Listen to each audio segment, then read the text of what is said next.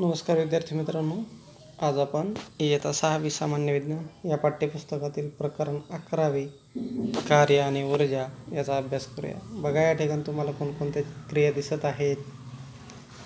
मुलगा चक्का खेळत आहे, मुलगी बॅग उचलत आहे, हातोडीने खेळ्यावरती ठोकलं जात आहे, पेटी उचलण्याचं ओढण्याचं काम करत आहे, लाकडी ओंडका उचललेला आहे माणसाने, इथं धनुष्यबाणातून बाण सोडलेला आहे, तर स्पंज दाबण्याचं काम केलेलं आहे. वरील चित्रांचं निरीक्षण केल्यानंतर आपल्याला असं लक्षात येतं की काही वस्तूंनी काय केलेलं आहे, त्यांची मूळ जागा बदललेली आहे, म्हणजे त्यांचं काय झालेलं आहे, विस्थापन झालेलं आहे. म्हणजे आपल्याला काय म्हणता येईल की ज्यावेळेस आपण एखाद्या वस्तूला बल लावून त्या वस्तूचं विस्थापन होते तेव्हा कार्य झाले असे आपल्याला म्हणता येतं. आता बघा, पुढे काय केलेलं आहे. या ठिकाणी एक रिकामी पेटी आहे आणि या ठिकाणी या पेटीमध्ये पुस्तके भरलेली आहेत. तर समजा आपण ही रिकामी पेटी इथपासून इथपर्यंत ओढलेली आहे आणि तेवढंच अंतर घेऊन ही पेटी ओढलेली आहे. तर अंतर तर सारखंच आहे त्या ठिकाणी, परंतु ही रिकामी पेटी आहे आणि ही भरलेली पेटी आहे. मग या ठिकाणी कोणत्या वेळेला कार्य अधिक झाले, तर या ठिकाणी आपल्याला जास्त बल लावावं लागलं, म्हणजे या ठिकाणी काय झालेलं आहे, कार्य जास्त झालेलं आहे. म्हणजेच सारख्याच अंतराचे विस्थापन झाले तरी ज्या कार्यास जास्त बल लागते ते कार्य अधिक असते. सारखेच बल लावून जास्त विस्थापन झाले तर ते कार्यही अधिक असते. आता यानंतर पुढे बघा, दुसरं काय आहे, ही कृती आहे. या कृतीमध्ये काय करायचं, एक कप्पी घ्यायची आहे. कप्पी घेऊन त्याला काय करायचं, दोराने बांधून घ्या, ती उंच ठिकाणी बांधून घ्या आणि दुसरं टोक तुमच्या हातामध्ये पकडा. या दुसऱ्या टोकाला काय करायचं, या ठिकाणी वजन लावायचं आहे 2 किलोग्रॅमचं. सुरुवातीला काय करा, हे जे वजन असेल ते 2 मीटरपर्यंत वर उचला. नंतर पुन्हा हेच वजन आणखी त्या पुल्लीच्या सहाय्याने आणखी 2 मीटर वर, म्हणजे टोटल झालं 4 मीटर उचला. यावेळेस कोणत्या वेळेला तुम्हाला कार्य अधिक जाणवेल, ज्यावेळेस तुम्ही 4 मीटरपर्यंत त्याला ओढलेलं आहे त्यावेळेस कार्य जास्त असेल. जेव्हा 2 मीटर ओढलं त्यावेळेस तुम्हाला जास्त बल लावावं लागलेलं नाही. म्हणजेच सारखेच बल वापरले असताना जास्त विस्थापन झालेले कार्य अधिक असते. म्हणजे कार्य मोजण्यासाठी बल आणि विस्थापन या दोन्हींचा विचार करावा लागतो. आता या चित्रामध्ये काय केलेलं आहे, मुलाने काय केलं, खेळणीच्या गाडीला बल लावलेलं आहे आणि गाडीचं विस्थापन होऊन कार्य घडले. म्हणजेच ऊर्जेचे रूपांतरण बलामार्फत कार्यात झालेले आहे. तुम्ही तुमच्या मित्रासोबत समजा मैदानावरती फेऱ्या मारा. तुम्ही जेवढ्या फेऱ्या मारल्या तेवढ्याच फेऱ्या तुमचा मित्र मारू शकेल का, तर नाही. कारण तुमच्यामधील जी क्षमता आहे ती एकसारखी नसते. ज्यावेळेस तुम्ही मैदानावरती फेऱ्या मारता त्यावेळेस तुमचा मित्र तुमच्यापेक्षा कमी किंवा जास्त फेऱ्या त्या ठिकाणी मारणार आहे. म्हणजे फेऱ्यांची संख्या देखील काय आहे, सारखी असणार नाही. मग मैदानावरती कोणी 2 फेऱ्या मारून दमेल, कोणी 3-4 फेऱ्या मारून दमेल. म्हणजे प्रत्येकामध्ये त्या फेऱ्या मारण्याची क्षमता एकसारखी नाही.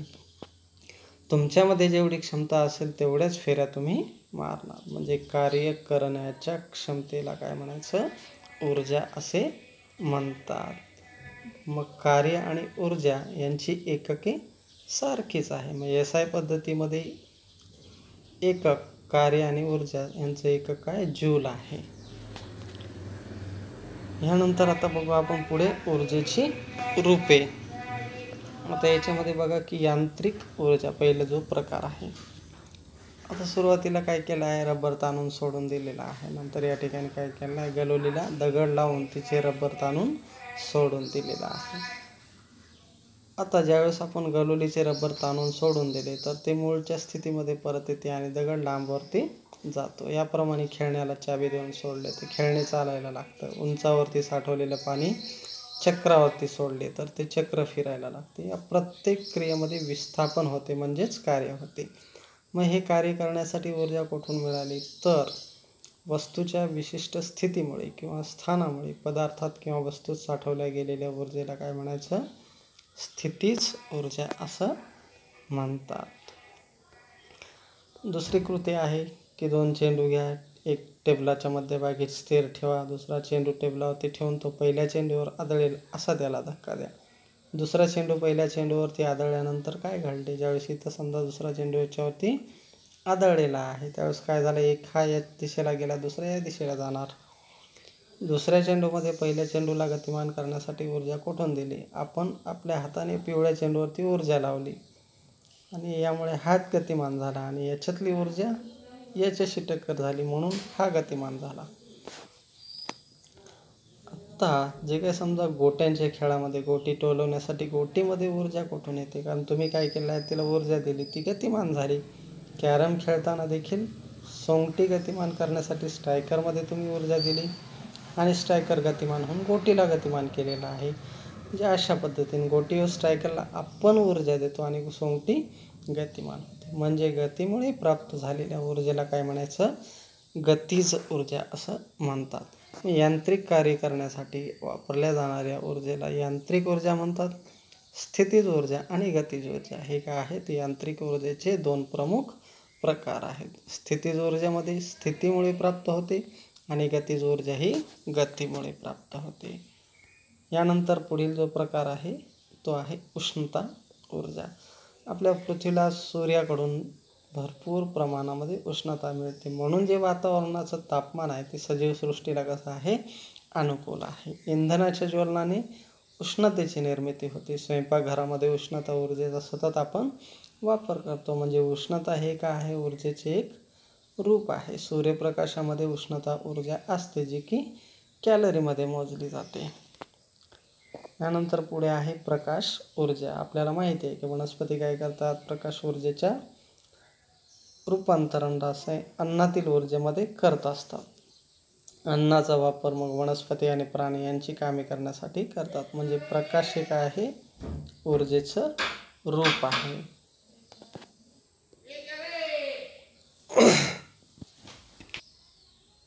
प्रकाश ऊर्जेचे रूप आहे असं आपल्याला लक्षात येतं. यानंतर बघू आपण ध्वनी ऊर्जा. मोठ्या आवाजामुळे खिडक्यांच्या काचांना तडे गेलेले आपल्याला माहिती आहे. त्यानंतर खेळण्यामध्ये देखील काय आहे, काही मोटारींची हालचाल नियंत्रित करण्यासाठी ध्वनीचा वापर केला जातो. म्हणजे ध्वनीमुळे देखील काही कार्य होतात, म्हणजेच ध्वनी देखील काय आहे, ऊर्जेचं रूप आहे. यानंतर पुढे आहे रासायनिक ऊर्जा. लाकड जे काही लाकूड असेल ते जळायला लागलं की उष्णता आणि प्रकाश मिळतो. या काही वेळा जळण्याचा आवाज होतो. असे का होते, तर लाकडामध्ये साठवलेली जी ऊर्जा आहे रासायनिक क्रियेमधून वेगवेगळ्या रूपामध्ये बाहेर पडते. लेड ॲसिड बॅटरीमध्ये देखील होणाऱ्या रासायनिक क्रियेने विद्युत ऊर्जा निर्माण होते. म्हणजे रासायनिक क्रियेमधून मिळणाऱ्या ऊर्जेस काय म्हणायचं, रासायनिक ऊर्जा असं म्हणतो. म्हणजे यावरून लक्षात येतं की यांत्रिक, उष्णता, प्रकाश, ध्वनी, रासायनिक, विद्युत ऊर्जा हे काय आहेत, ऊर्जेची विविध रूपे आहेत. मग आता आपल्या रोजच्या वापरामध्ये जे काय पंखा असेल, दिवा असेल, mixer, TV, radio, fridge, washing machine, इस्त्री इत्यादी उपकरणांच्या कार्याचं निरीक्षण करा आणि त्यांचे कार्य होण्यासाठी कोणत्या स्वरूपामध्ये आपल्याला ऊर्जा मिळते. आता बघा या ठिकाणी काय आहे, या ठिकाणी काय दिसते आपल्याला, या जलाशयामध्ये पाणी आहे, त्याची काय झाले, सौर ऊर्जेच्या सहाय्यानं वाफ झाली, ती वाफेचे ढग तयार झाले, ढगापासून परत काय आहे आपल्याला पाणी मिळतं. मग हे पाणी धरणामध्ये साठवलं जातं. साठवल्यानंतर ते या ठिकाणी बोगदा तयार करून जमिनीमध्ये जनित्रावरती पाडलं जातं. ते जनित्राची पाते फिरतात, त्यापासून विद्युत निर्मिती केली जाते. ही विद्युत आपल्या घरामध्ये येते. घरामध्ये आल्यानंतर त्याच्यापासून बल्ब हे प्रकाश ऊर्जेमध्ये रूपांतरण, ओव्हनमध्ये उष्णता ऊर्जेचं रूपांतरण, मिक्सर चालतं, त्यानंतर TV आहे. अशा पद्धतीने हे काय आहे, ऊर्जेचं रूपांतरण साखळी तयार होत असते. म्हणजे यावरून लक्षात येतं की सूर्य हा ऊर्जेचा प्रमुख स्रोत आहे. म्हणजे घरामध्ये आपण काय केलं, वेगवेगळ्या कारणांसाठी उपयोग केला. विद्युत ऊर्जेचं रूपांतरण बल्बमध्ये, प्रकाश ऊर्जेत, पंखा चालू केल्यास गतीज ऊर्जा, टेप चालू केल्यास ध्वनी ऊर्जा, ओव्हन लावल्यास उष्णता ऊर्जा आहे. अशा पद्धतीने आहे.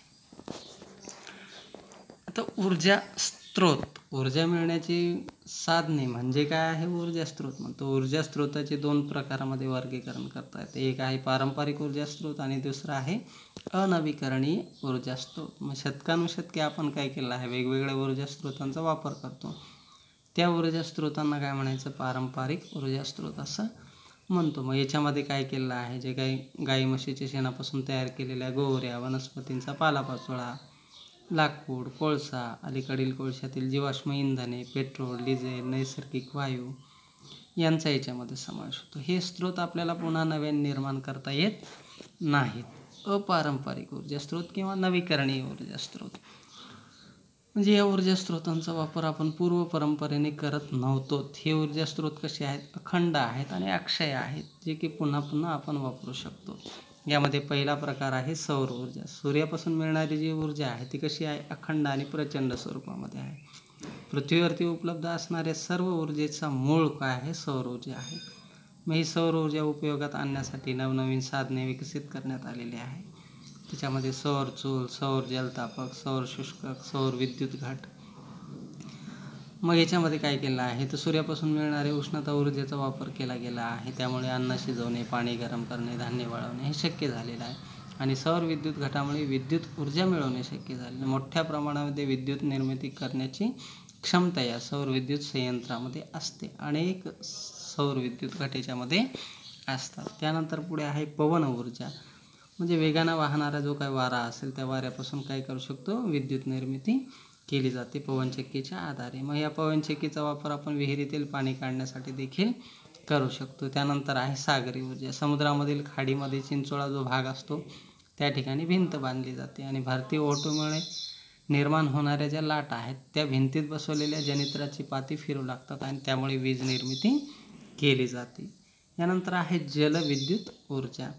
जे उंच ठिकाणी काय आहे, धरणामध्ये साठवलेले जे पाणी आहे बोगद्याच्या सहाय्याने खाली आणून जनित्राची पाती फिरवली जातात. म्हणजे अशा पद्धतीने वीज निर्मिती करणाऱ्या केंद्राला काय म्हणायचं, जलविद्युत केंद्र म्हणतात. महाराष्ट्रामध्ये काय आहे, कोयना धरणावरती मोठा जलविद्युत प्रकल्प कार्यरत आहे. इतर धरणांवर देखील लहान जलविद्युत प्रकल्प कार्यरत आहेत. समुद्रातील लहरींपासून मिळणारी ऊर्जा. समुद्रामधील ज्या लाटा आहेत त्या पुढे जात असताना एखाद्या ठिकाणी पाणी नियमितपणे वर खाली होत असते.